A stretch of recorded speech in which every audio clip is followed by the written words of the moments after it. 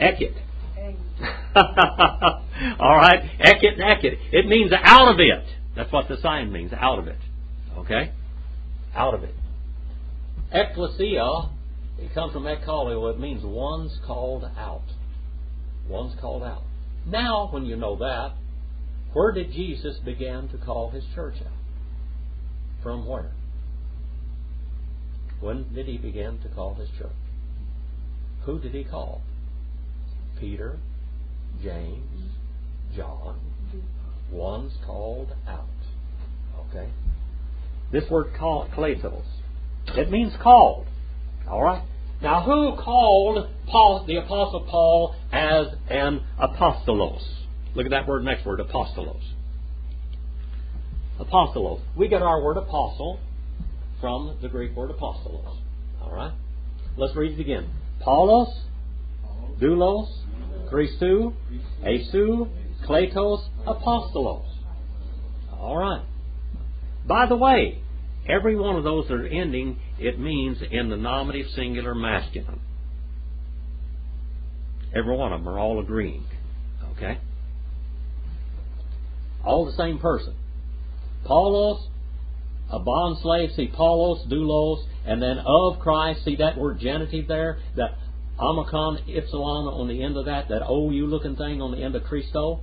That means it's genitive singular masculine. It's the case of possession in Greek. Nominative, genitive, operative, locative, instrumental, dative, accusative, and vocative. 8 cases in Greek. And classical and Koine.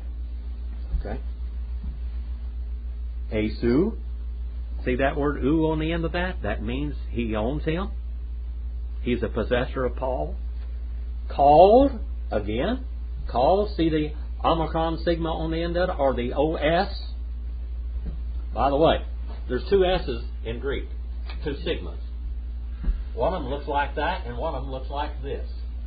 Looks like an O with a little dent on the top of it. Now, that's what you call a final sigma and a sigma in the word. How many of you know anything about the English language? You ever heard of that? Huh? Ever heard of English? Yeah. All right. All right. There's 2 S's in English. Did you know that? There's an S and a final S in English. This one's an old-fashioned recorder. I have to turn it over.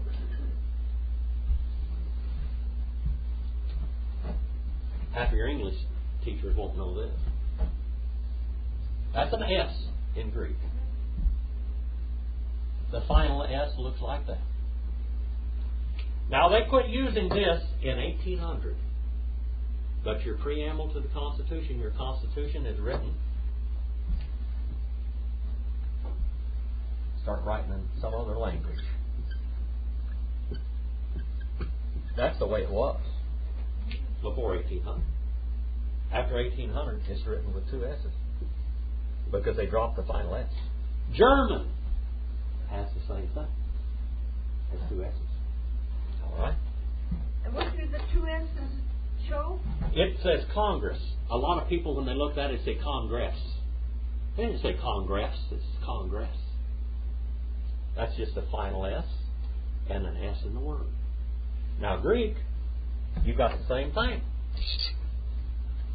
Seed.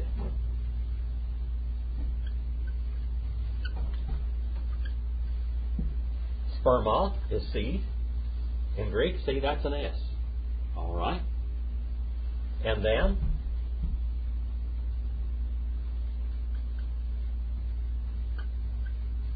all right, will just look like that. And that's an S also. But that's the final one. You got 2 S's. All right. 2 S's in English, 2 S's in German. But we don't use the final and we don't use the other F or S in Greek anymore. All right.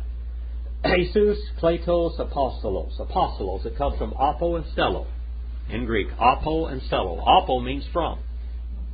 Okay, and stello means to send. But it means more than that. It means to send with authority, with a king's name behind it. Sent out by a king. Okay, sent by a king.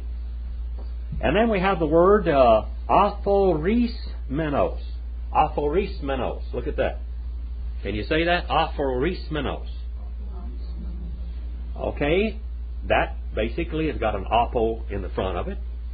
It's changed a little bit.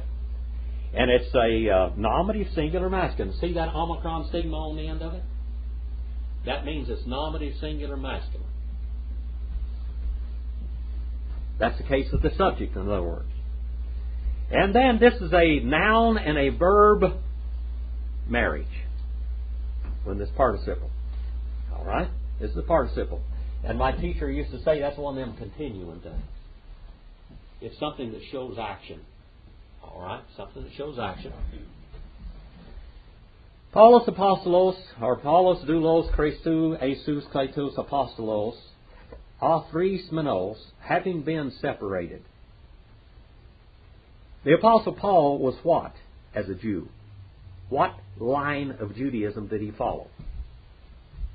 Now he's making a play on words here that you don't normally see. What was he? He was a Pharisee. All right? He was on the Sanhedrin court. He was a Pharisee. Pharisee means separated.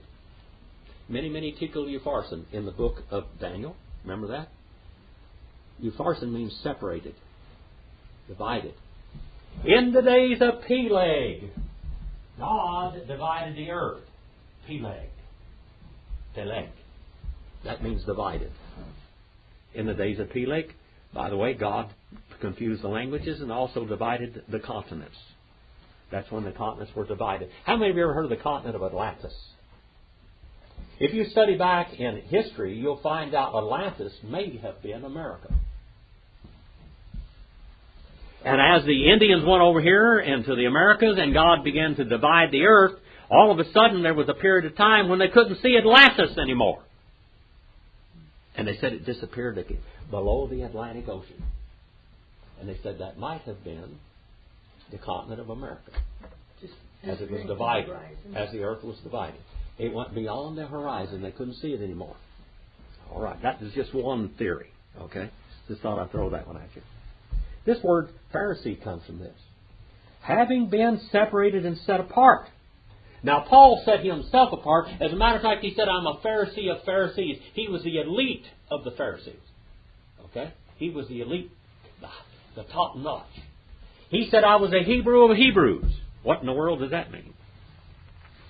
He was a Pharisee of Pharisees. In other words, he was a zealot. The highest form of Pharisees that could be. They were Pharisees and then they were the super Pharisees. He was a super Pharisee, okay? Yeah, Hebrew of Hebrews. What does that mean? He was a Hebrew, all right.